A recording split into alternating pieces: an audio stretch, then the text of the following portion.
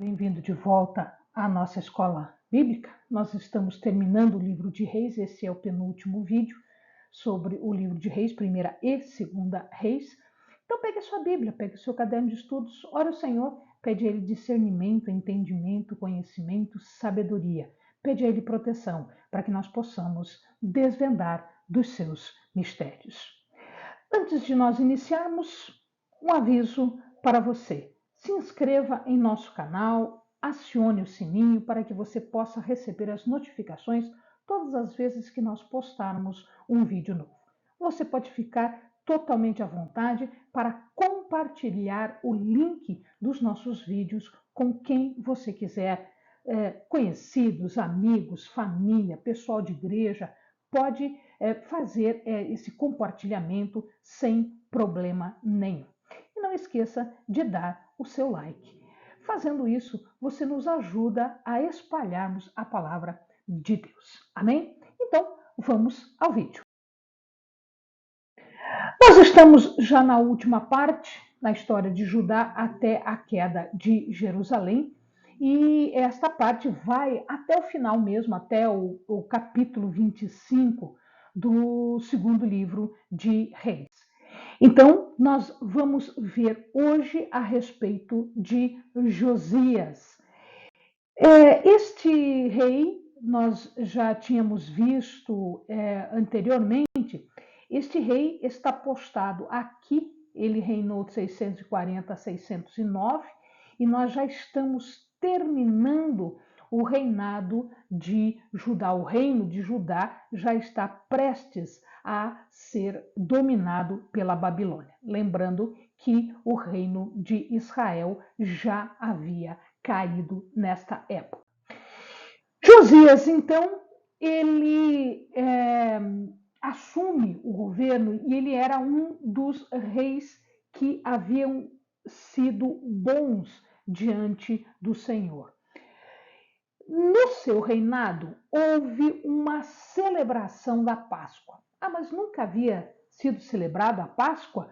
Claro que sim. Entretanto, esta celebração foi uma celebração apropriada, ou seja, as outras celebrações não respeitavam o ritual, as ordenanças a respeito da prática da celebração da Páscoa, conforme havia sido deixada por Moisés. Então, nesta celebração, houve agora uma celebração apropriada, com pureza, alegria, o ânimo que esta celebração exigia. Por que ela exigia isso? Porque a celebração da Páscoa era a comemoração do livramento do povo do Egito, do cativeiro egípcio.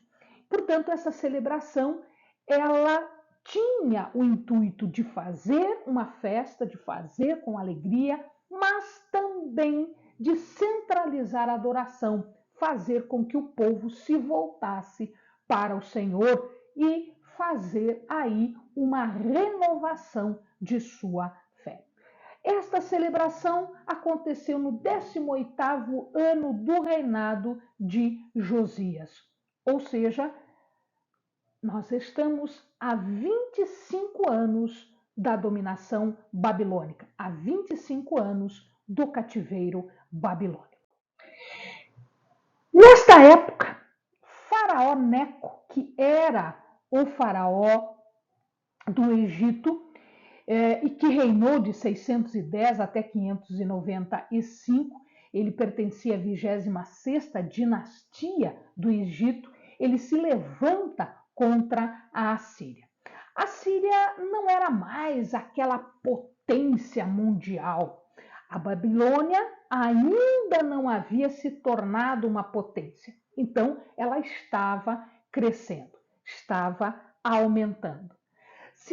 Seachares, da Média, e Nabopolassar, da Babilônia, eram os reis mais importantes, porque Nínive havia caído já há algum tempo, em 612, e a Assíria, desde 626, começa a seu declínio.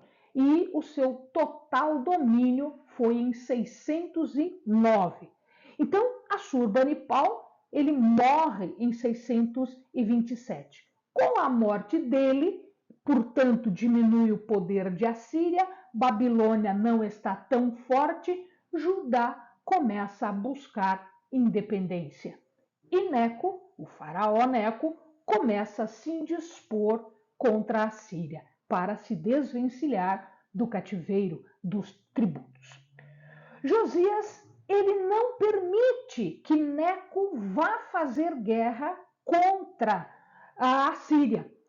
E ele, na verdade, a sua posição ela é um pouco incerta. Nós não temos ainda certeza de por que Josias acaba por enfrentar o faraó Neco, apesar dos avisos de que ele não deveria fazer isso. Ou porque ele queria ajudar os assírios e ele achava que a Babilônia era mais forte, ele queria se desvencilhar, não deixar que a Babilônia assumisse, ou ele ajuda os babilônios contra a Assíria, ou seja, pode ser de um lado, pode ser do outro, ou porque ele estava com medo da Babilônia e a Assíria já era conhecida, ou para estender os seus domínios, a sua autoridade por todo o território, né? Conforme o livro de Crônicas dá a entender. O livro de Crônicas parece que tem este posicionamento em relação à briga, à disputa que Josias faz diante de Neco. Apesar de Neco não permitir isso, avisar, né, e repreender Josias para ele não fazer esse tipo de coisa, e ele não tinha interesse na briga contra Josias, ele fala para Josias o seguinte: não venha me impedir, porque a minha guerra não é contra você. Eu vou fazer guerra contra a Síria. E aí eles estavam a caminho, né, dessa guerra contra a Síria, muito provavelmente numa cidade, numa base fortificada chamada Carquemes. E dali para cima para Ashur-uballit, que era o último rei da Assíria. Então, ou para ajudar ou para fazer guerra.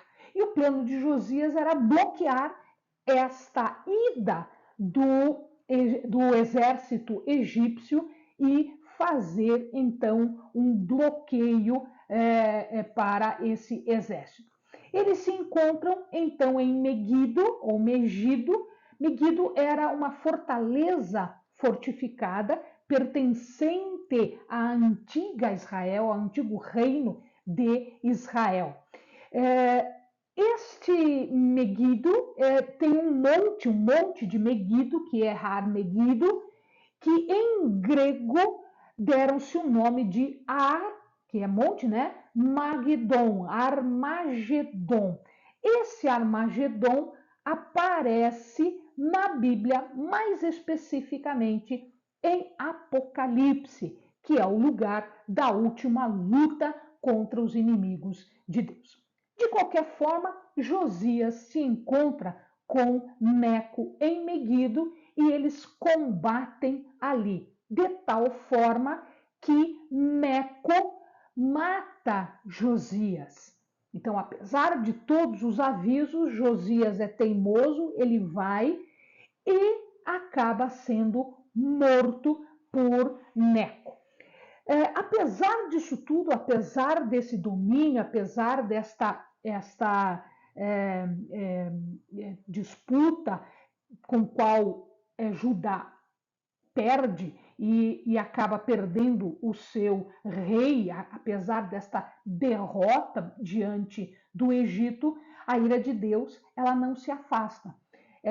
Por quê? Porque ainda haveria de vir uma outra punição que já havia sido prevista, que os profetas já haviam falado e que estava lá adiante, né, com o Império Babilônico. Ok, ao morrer então Josias, sobe ao trono Jeoacás, também chamado de Salum. Dependendo do texto bíblico, você vai ver Jeoacás ou Salum. Jeoacás não era o primogênito. Havia um outro irmão dele ainda que era o primogênito. Tá? Entretanto, ele é que sobe ao poder. Jeremias não o chama de Jeoacás, Jeremias o chama de Salum. Jeoacás significa Iavé agarrou. A mãe de Jeoacás era Ramutal, ela era oriunda de Libna. Ele foi mal diante do Senhor, apesar do pouco tempo em que ele fica. Ele reina apenas por 3 meses, em 609, quando Josias morre. Ele está com 23 anos. Neco substitui Jeoacás por Eliaquim. Este Eliaquim, agora, Neco, que era o dominador, porque foi ele que venceu o rei, ele muda o nome de Eliaquim para Jeoiaquim.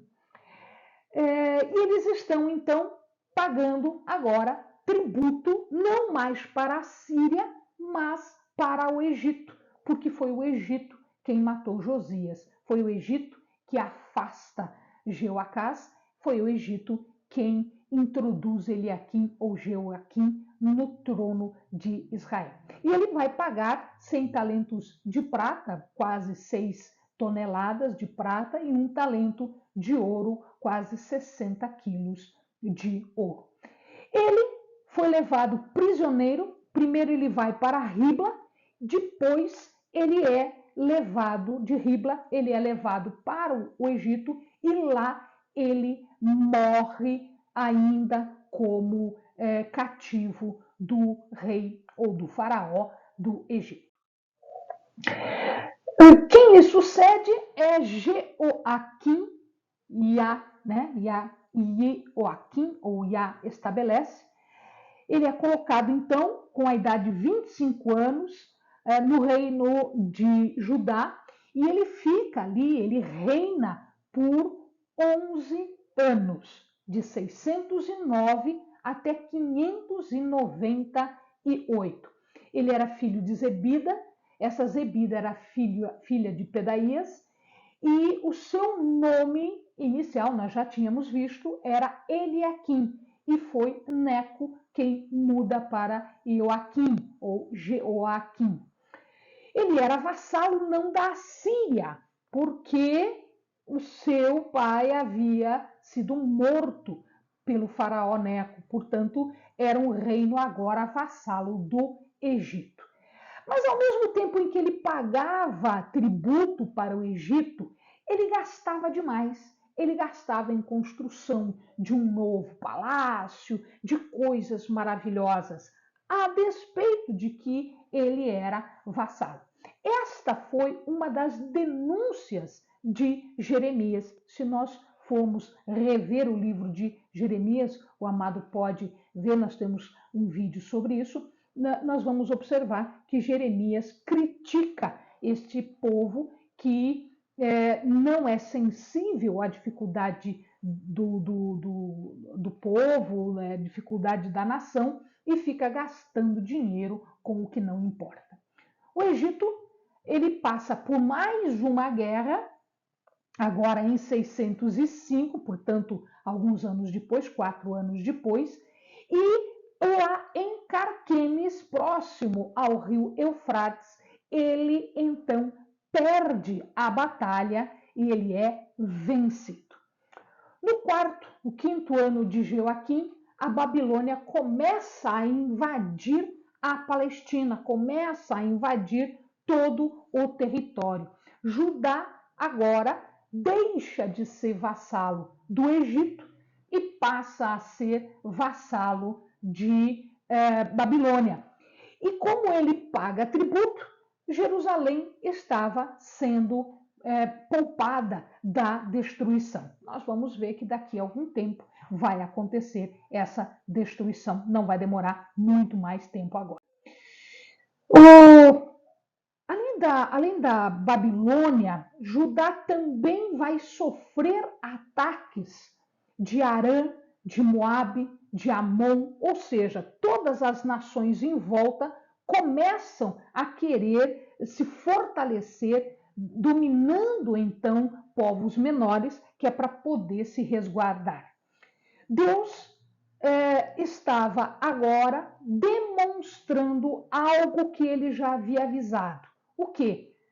Que ele estava saindo, que a sua presença não estava mais diante de Deus. Deus estava removendo Judá da sua presença, assim como ele tinha feito com Israel. Judá, portanto, estava morrendo pelos seus próprios pecados. Nabucodonosor era filho de Nabopolassar, sobe ao trono babilônico em 605, nesse momento em que eles estão conquistando todo o território da Babilônia. Já falamos que ele vence em 605 em Carquemes o Egito. E agora ele começa a levar os primeiros prisioneiros, os primeiros cativos para a Babilônia. Dentro deste grupo de primeiros cativos está Daniel. Joaquim também torna-se prisioneiro na Babilônia e ele vai para a Babilônia. Mais tarde ele é libertado, mas num primeiro momento ele vai para a Babilônia. De tal maneira que nós já vamos acompanhar agora, nós já vamos enxergar agora estes assédios, estas guerras, estas disputas já começam a chegar próximo de Jerusalém, mais próximo, e já vão demonstrando para nós que a conquista de Jerusalém pela Babilônia está muito próxima.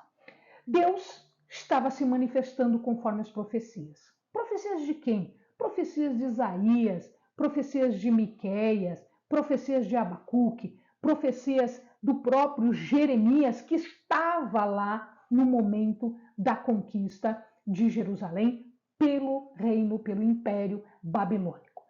Deus removia Judá da sua presença, como nós falamos agora há pouco, como ele já tinha feito. Segundo Jeremias, Joaquim, depois de voltar desta prisão da Babilônia, então ele é primeiro aprisionado, depois ele volta, ele não volta com uma moral muito grande, ele acaba sendo morto num combate, num embate, numa briga com bandos de atacantes. Esses bandidos, esses atacantes, matam Joaquim, mas o corpo dele não é levado para um funeral, para um enterro de rei. Ele é deixado à beira do caminho, apodrecendo fora da cidade.